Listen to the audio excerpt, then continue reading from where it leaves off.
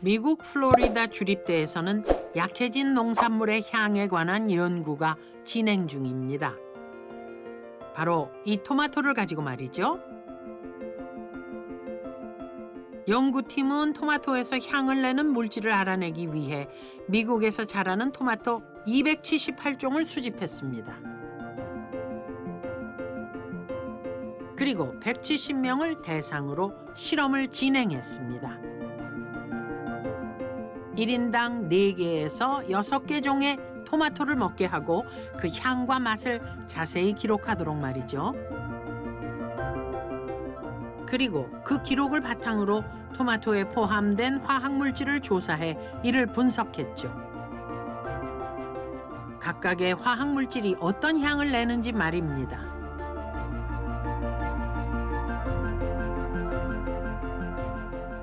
That the tomato makes those chemicals when it's ripe. So those chemicals are synthesized by the fruit specifically when the seeds are mature. So you see, so in tomato there are maybe roughly 30 different volatile chemicals that all contribute to whether we like it or not. And we see almost all of those, virtually all of them, are linked to essential human nutrients. 토마토에 들어있는 수천 가지 화합물 중 향을 만드는 성분은 30가지 정도였습니다. 여기서 해리 클린은 놀라운 것을 발견하죠. 바로 토마토의 향 대부분이 필수 영양소가 변해서 생긴다는 사실입니다. 결국 향이 좋다는 것은 그 열매에 영양분이 많다는 것, 그리고 그 열매가 건강하다는 것을 의미합니다. So the fruit has evolved to develop these signals that, hey, I'm really good for you. So if I take a tomato fruit and grind it up and say, what's in it? I will find thousands of chemicals. And of those thousands of chemicals, the ones that give us the important flavor chemicals are essential for us. There are thousands of other chemicals that are not essential for us, and none of them are contributing to flavor. 품종 개량과 대량 재배를 통해 그동안 우리는 그 향을 점점 잃었습니다. 토마토에서 향이 약해졌다는 건 귀중한 영양 성분들이 사라졌다는 것을 의미합니다. 사시사철 먹거리는 풍성해졌지만 대신 우리는 본연의 향미를 잃어가고 있습니다.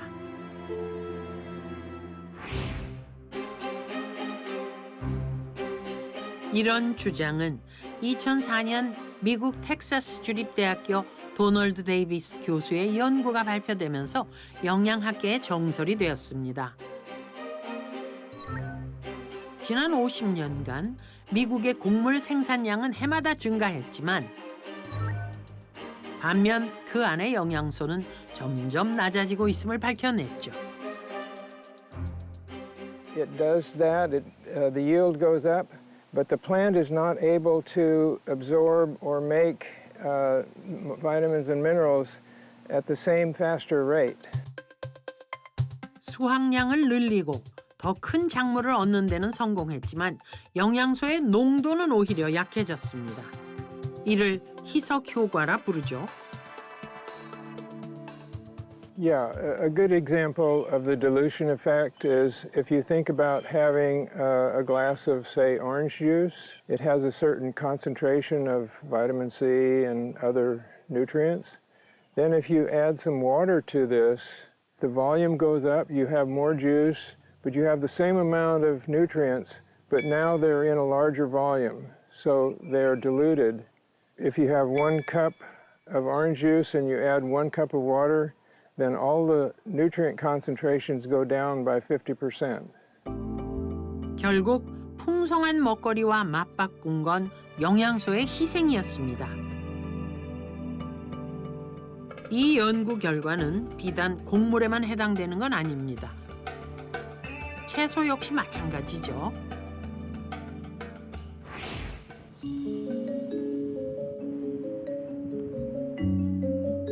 이른 새벽 일을 마치고 온 어부들이 하나둘 항구에 도착합니다.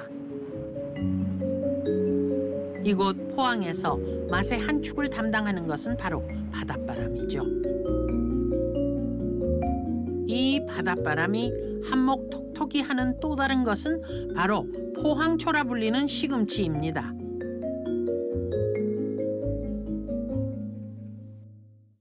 예, 포항초는 겨울에 얼었다가 밤에는 얼었다가 낮에는 녹았다 하는 그런 일교차의 영향으로 뿌리 쪽에 당도가 많이 높고 또 그런 일교차에 의해서 당도가 많이 생겨서 시금치가 포항 시금치가 향도 좋고 맛도 나는 것 같습니다. 해풍을 맞고 자라는 노지 포항초 밭 옆에는 하우스에서 재배되는 시금치가 있는데요.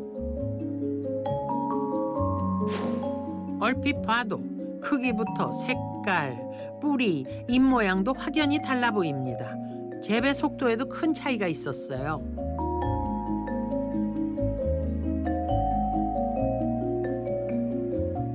석 달에 한 번 수확하는 노지 포항초와는 달리 하우스 시금치는 한 달에 한 번 수확합니다. 하지만 의외의 사실은 이 노지 포항초와 하우스 시금치는 같은 종자라는 사실이죠. 노지에서 심어 바닷바람을 맞으면 포항초가 되고 하우스에서 심어 키우면 일반 시금치가 되는 것이죠.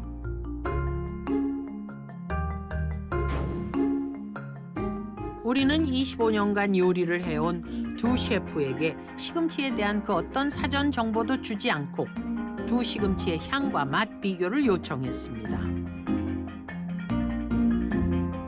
잠시 후 두 셰프는 정확하게 차이를 짚어냅니다. 이건 이제 하우스고 이거 노지 네. 시금치 같은데 이건 그냥 뭐 일반적인 예. 시금치. 뭐 확실히 하우스는 맛이 좀 단순해요. 맛이 단순한 것 같고 이제 노지는 씹으면 이제 첫 맛은 그럼 약간 풋내 같은 것도 살짝 나지만 또 씹으면 고소하고 단맛이 이제 또 뒷맛이 있고 그런 차이가 확실히 있네요. 이번엔 요리를 전공하는 고등학생을 대상으로 향미가 좋은 쪽에 투표를 하도록 했습니다. 과연 학생들의 선택은 어떻게 나올까요? 실험 결과 학생들의 선택 역시 노지에서 재배한 시금치였죠. 이런 향미의 차이는 정말로 영양소와 관계가 있을까요? 이 향미의 차이를 좀 더 과학적으로 설명할 수 있는 방법은 없을까요? 우리는 식물마다 가지고 있는 파이토케미컬 양을 분석했습니다. 실험 결과는 놀라웠습니다. 페놀릭 물질이라든지 플라보노이드 물질이 이제 우리가 흔히 알고 있는 파이토케미칼의 가장 대표적인 물질인데요. 노지 시금치의 페놀 함량이 이제 일반 그 하우스 시금치보다 2배 가량, 2배 정도 더 높게 나왔고요. 플라보노이드로 한정했을 때 봤을 때 한 1.3배 정도 더 많게 잘 나왔습니다. 맛과 향이 좋은 시금치가 항산화제 같은 파이토케미컬이 훨씬 더 많다는 결론이 나온 거죠. 농작물의 약해진 향미에 대해 본능적으로 거부 반응을 일으킨 사람들이 있습니다. 캘리포니아 선랜드에서 만난 파스칼 바우더르 역시 그중 한 사람입니다.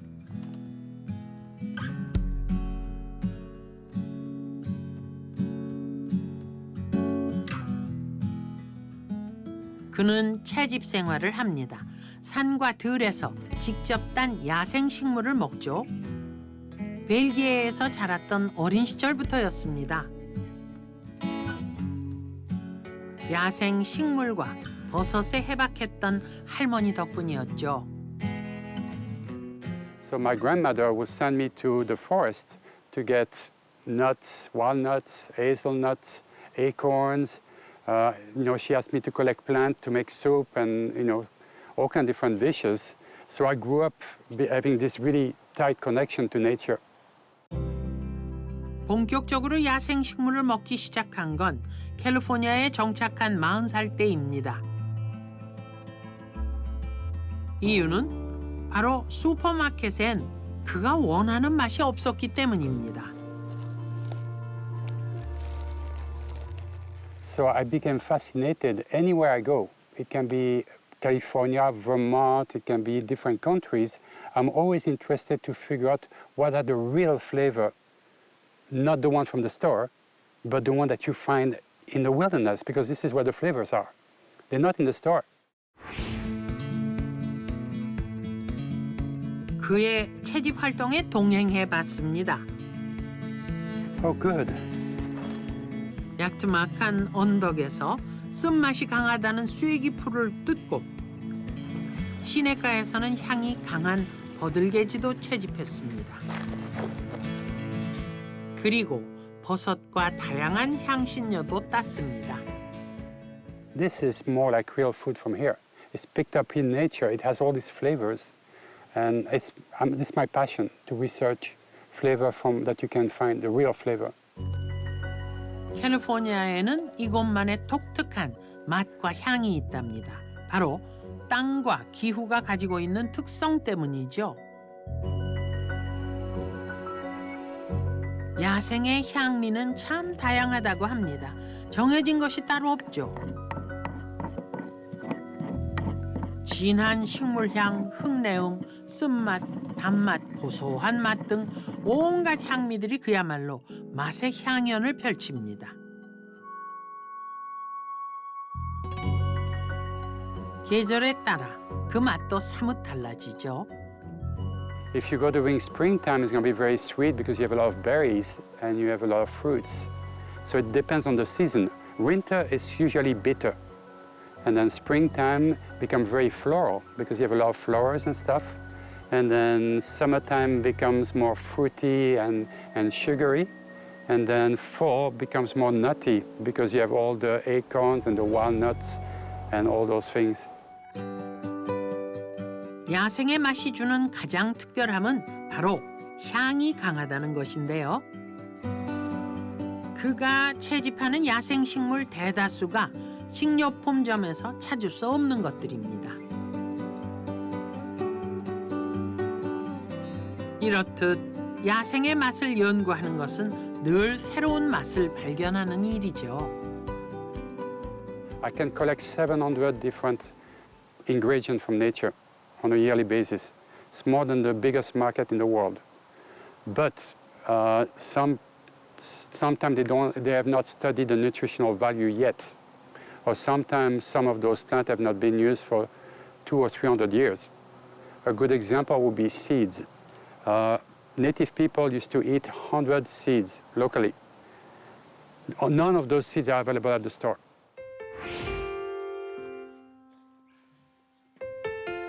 원주시 근교 명봉산 아래 권폭은 고진아 씨 부부가 사는 불편당이라는 낡은 한옥입니다. 이곳 앞마당은 오랫동안 내버려둔 밭처럼 잡초가 무성히 자랍니다. 권폭은 씨도 밍밍해진 농산물을 못 견딘 사람입니다. 그래서 우연히 먹기 시작한 것이 잡초들입니다.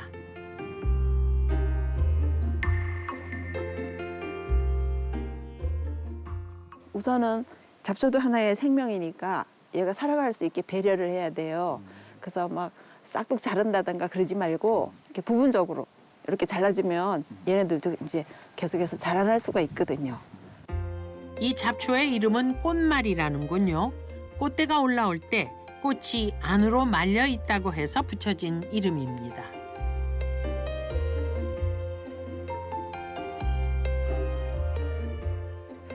이 자연의 냄새예요. 이런 향기는 머리를 맑게 해요.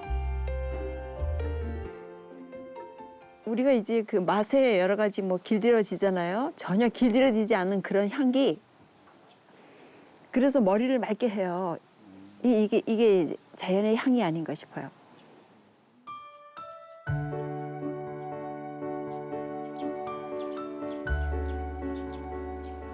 이야, 무더기로 올라왔구나. 비를 맞아서 얘들이 엄청 좋아하네요. 장독대 인근에도 반가운 봄비를 머금은 잡초가 올라오기 시작했습니다. 이 잡초는 신맛이 강한 수영이라죠. 이른 봄 수영은 강한 신맛보다 상큼한 맛에 더 가깝다고 하는데요. 그 맛이 체리와 비슷하다고 합니다.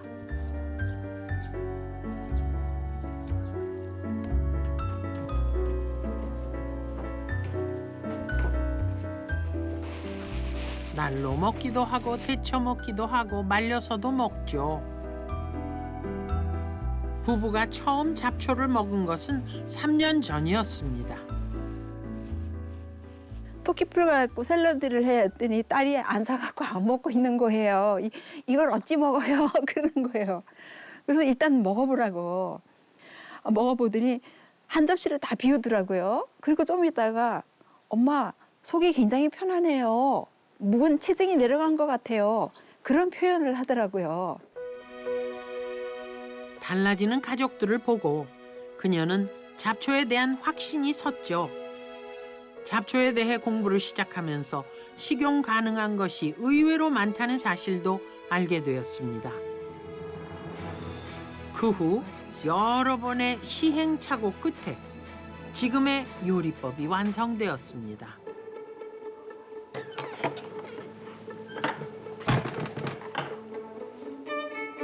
오늘은 마당에서 솎아낸 꽃마리로 붓구미를, 장독대 뒤에서 수확한 수영으로는 나물과 샐러드를 만들기로 했습니다.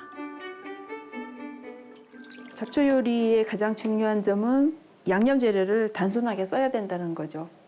오늘날 식재료의 그 양념들이 너무너무 복잡하게 막 들어가요. 그래서 우리 몸이 음식을 먹었을 때 빨리 소화하기 쉽고요. 그래야만 이 잡초가 가지고 있는 본연의 맛을 느낄 수가 있어요. 이렇게 하면 잡초는 우리 몸을 살리는 천연의 식재료가 된다고 그녀는 믿습니다. 꽃마리를 물에 흔들어 씻어서 영양소 손실이 많은 믹서기 대신 절구로 찢습니다.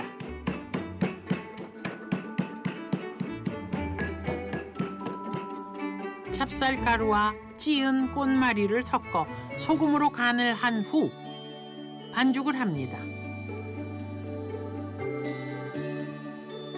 그런 다음 동그랗게 먹기 좋은 크기로 빚어 소를 넣어주고 프라이팬에 살짝 붙여내면 봄 향기 가득한 꽃마리 볶음이가 완성되죠.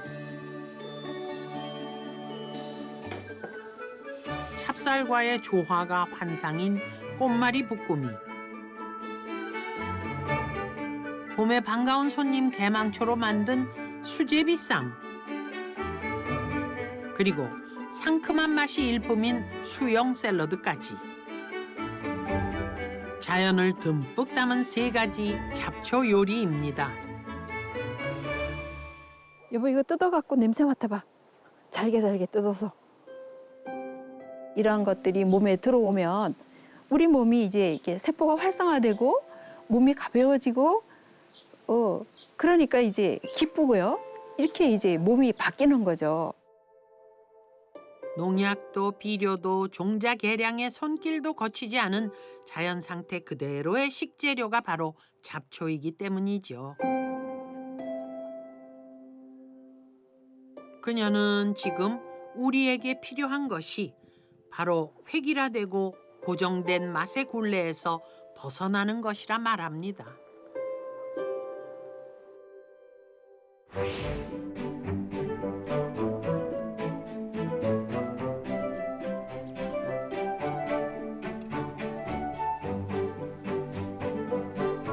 요즘도 운 좋게 향이 좋은 채소를 먹고 있다는 이동호 씨입니다. 이건 토종 부추 솔, 예, 토종 부추고요. 이게 이제 그 토종 가시입니다. 겨울을 낳고 이처럼 올라와가지고 조금 있으면 이제 꽃을 피우고 열매를 맺습니다. 토종파입니다. 토종파. 향과 맛 이런 것들이 굉장히 좀 진하고 강합니다. 이건 300초고요. 어머니가 물려주신 씨앗으로 심은 텃밭 작물들이랍니다. 그런데 그 앞에는 모두 토종이라는 단어가 붙습니다. 방 한쪽에 고이 보관하고 있던 소중한 보물이랍니다. 이 씨앗들은 모두 토종 씨앗들인데요. 대대로 내려온 귀하디 귀한 씨앗들입니다.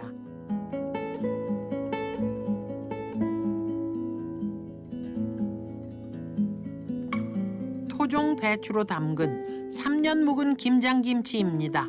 시간이 지나도 아삭아삭 씹는 맛이 특히 매력적이죠. 향도 오래 유지된답니다.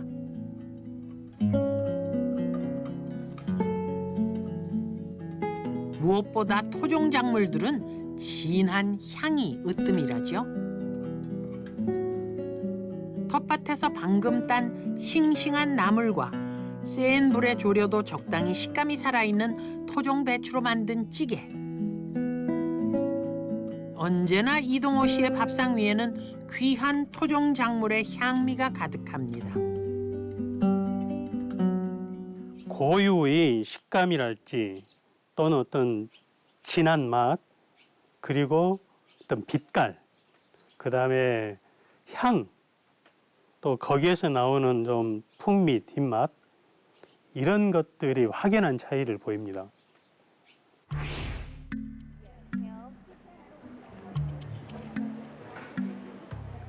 향이 사라지고 맛이 희석되는 시대. 그렇다면 도시에 사는 우리는 어떻게 대처해야 할까요?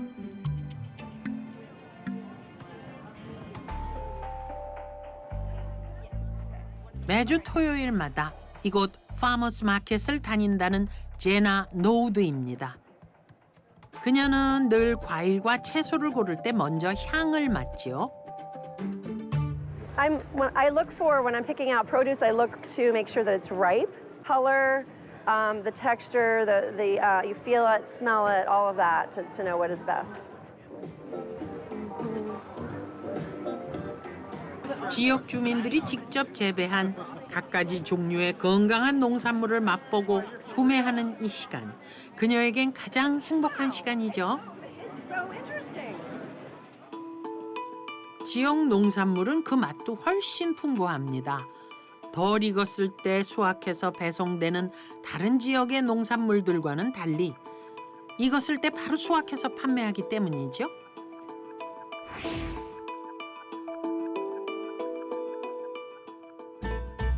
매일 아침을 신선한 과일로 시작하는 제나 노우드. 그녀가 터득한 방법은 지역에서 생산되는 신선한 채소 과일을 되도록 많이 먹는 것입니다. 희석화에 대처해 몸소 깨달은 나름의 방법이죠. 최고의 컨디션이고 싶을 때 특히 빵이나 파스타 대신 오로지 채소와 과일만 먹습니다. I know when I start to feel aches and pains, when I start to feel low energy, when my sleep is not as good, I know it's time to get back to like more fresh and I can recover just like that.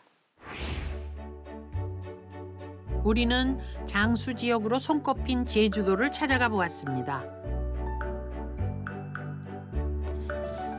이곳 어르신들은 희석화 현상이란 말은 몰라도 음식이 어때야 하는지는 잘 알고 있습니다. 마을 주민 중 90세 이상 어르신이 20명가량 살고 계시고 최고령 어르신의 나이는 103세라는 제주도 한경면 조수 1, 2입니다. 항상 노동하고 놀지 않고 부지런하면 원래의 그 힘이 납니다. 저는 음식 먹는 게 조금 소식해요. 저마다 건강의 비결은 다르지만 공통적으로 이야기하는 것이 있는데요. 쪄서도 먹고 찬을 만들어서도 먹고 감자. 육지는 전부 논밭이 많으니까 쌀밥을 먹었지만은 여기 논밭이 없으니까 전부 보리밥, 잡곡을 먹었죠. 까만 콩 해가지고 밥에 넣고 먹어요. 까만 콩. 파도 썰어서 먹고 마늘도 썰어 넣어 먹고 당근 같은 것도 조금 넣어서 먹고. 밭에 있고 이제 여기는 눈이 워낙 많이 오지 않으면 채소 밭에서 해다 먹어요. 구황작물에 가까운 이런 먹거리들은 항산화 효과가 뛰어난 파이토케미컬이 풍부하죠. 어느 집이나 부엌으로 향하는 길에 우영밭이라 불리는 텃밭이 있는데요. 이 텃밭에서 사시사철 푸른 채소를 직접 길러 먹죠. 겨울에는 이렇게 설이 맞은 배추를 먹습니다.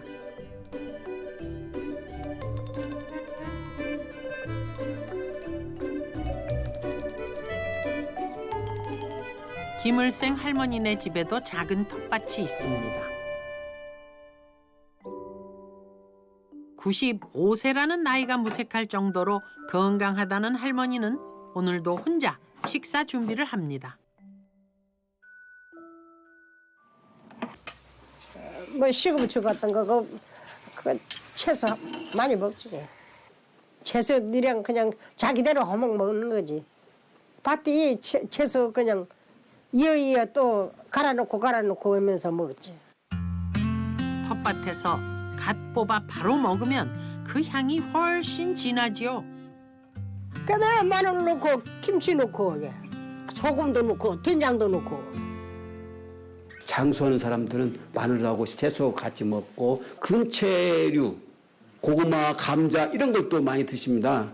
강한 향이 있는 음식 그거는 아주 좋죠. 그러니까 강한 향일수록 그 성분이 높다는 얘기입니다. 그런 그 항산화 물질을 먹는 거죠. 셰프들에게 좋은 재료를 구하는 일은 요리보다 더 어렵다는군요. 좋은 요리는 식재료 본연의 향을 더 잘 느낄 수 있도록 도와주죠. 그래서 향이 좋은 재료를 구하는 것이 가장 중요하다고 합니다. 일주일에 한두 번 제철 식재료를 찾아 이곳에 온다는 구진광 셰프입니다.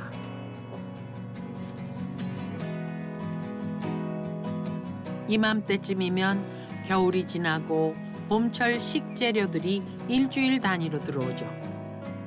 일단 제철 요리라면 일단 자연에서 난다는 것 자체가 그 해, 그 차례만 나는 거고 또 다시 1년을 기다려야 되는 거죠. 그래서 그때 먹는 음식이 최고 좋은 향과 맛을 간직하고 있고 노지에서 자란 식재료는 딱 한철, 일주일이나 2주, 잠시 나오는 것들이 대부분이죠. 특히 재료 본연의 맛과 향을 중시하는 프랑스 요리에서는 가장 중요한 것이 식재료입니다. 유럽에서 제가 아는 경험을 해서는 일반 토마토도 그 약을 뿌리지 않고 재배했을 때는 모양도 틀리고 색깔도 틀리고 좀 우퉁부퉁하고 벌레도 먹고 하는데 혹시 그 맛하고 일반 예쁘고 톡실하고 큰 토마토하고 맛이 전혀 차이가 많아요. 되게 강한 향. 그런 향들이 어떤 음식의 중요한 요소를 할 수도 있고 이런 제철 식재료는 원물을 훼손하지 않고 맛과 모양을 그대로 즐길 것을 그는 권유합니다. 그가 만드는 음식에는 합성 향미료나 조미료가 전혀 들어가지 않습니다. 대신 향이 강한 채소들을 찌거나 말려서 가루로 쓰거나 혹은 농축시켜 사용하죠. 익숙하지 않은 향미라면 궁합이 맞는 음식을 제철 식재료와 곁들이는 것 역시 좋은 방법이랍니다. 예를 들어 제철 채소와 닭가슴살을 함께 먹는다든가 현미밥과 봄나물로 만든 샐러드를 함께 먹어도 그 맛이 일품이죠. 원재료의 맛을 제대로 살리려고 했지만 또 너무 강한 향은 살짝 죽여주고 다른 향이 같이 좋아할 수 있게끔 너무 세버리면 다른 향이 죽어버리니까 그래서 좀 데치든지 불로 그리든지 이렇게 좀 다른 방식으로 제가 만들어. 25년째 일식 요리를 해오고 있는 유희영 셰프는 우리에게 어떤 조언을 해줄까요? 음식의 맛은 좋은 재료로부터 온다는 신념은 그 역시 마찬가지입니다. 재료 선택의 기준 역시 계절마다 달라진다는군요. 요즘은 봄의 기운을 가지고 있는 식재료를 사용하죠. 겨울의 척박함을 이겨내고 나온 봄 식재료들은 향이 달콤하고 부드러운 것보다 약간 씁쓸하면서도 씹는 맛이 있는 것을 선택한답니다. 그는 재료 선택이 중요한 이유를 이렇게 설명합니다. 아무리 훌륭한 셰프도 그 안 좋은 재료를 가지고 좋은 요리를 만들 수는 없어요. 그러니까 좋은 재료를 찾는 게 셰프의 일이죠, 사실은. 거기에 또 그 좋은 재료와 잘 맞는 양념, 그리고 또 다른 부재료, 이런 다리 역할을 해주는 어떤 양념, 뭐 이런 거를 찾는 게 셰프의 역할인 것 같습니다. 그가 생각하는 맛은 재료 본연의 맛이라고 합니다. 언제나 재료 본연이 가지고 있는 향미를 최대한 살려주는 요리법을 고집하죠. 흑마늘, 식초와 올리브 오일, 꿀로 만든 드레싱은 흑마늘의 향을 돋궈주는 역할을 하고 두릅 자체의 쌉싸름한 그 향과 식감을 살리기 위해 바지락살을 더합니다. 이 두 가지 식재료를 자연스럽게 연결해주는 것은 된장으로 만든 드레싱이죠. 향기가 강할수록 재료 본연의 맛이 강한 거죠. 재료가 가지고 있는 각각의 성질을 느끼는 거죠. 그게 맛이죠. 흙을 뚫고 나오는 그 참나물의 향은요, 자연의 향이에요. 이렇게 태양을 그리고 이렇게 바람을 머금고 자란 그거이 진짜 맛이요. 자연의 맛. Because your body likes it because we think that it's a trigger to tell you there's something good in that food. Nutrition is worth taking the time, we believe. True flavor is enhanced when you are really in great health and you're also eating healthy foods and getting their full natural flavors that are inherently present in those foods. 싱싱하고 안 싱싱한 건 또 상하면 상한 냄새도 날 수 있고 냄새도 맡으죠. 그래서 그런 게 더 냄새가 좀 강하게 날 거라고 생각해요. 야채의 그 향긋한 그런 특유의 냄새가 있거든요. 뭐 사과 같은 경우는 달콤하다든가 참외도 달콤한 맛. 우리가 좋은 향에 끌리는 데는 이렇듯 이유가 있었습니다. 향이 좋다는 건 곧 그 안에 영양소가 많다는 것. 좋은 음식과 나쁜 음식을 가려내는 수단이었고 건강이라는 최종 목적지로 안내할 이정표였죠. 결국 향이 좋으면 건강할 것 같다는 사람들의 직감은 옳은 것이었습니다. 약해진 향, 희석된 영양소, 그럴수록 사람들은 더 좋은 향을 찾으려 애쓰고 있습니다. 향을 통해 건강한 맛, 진짜 맛을 찾아 맛의 배신을 이겨내려고 말이죠.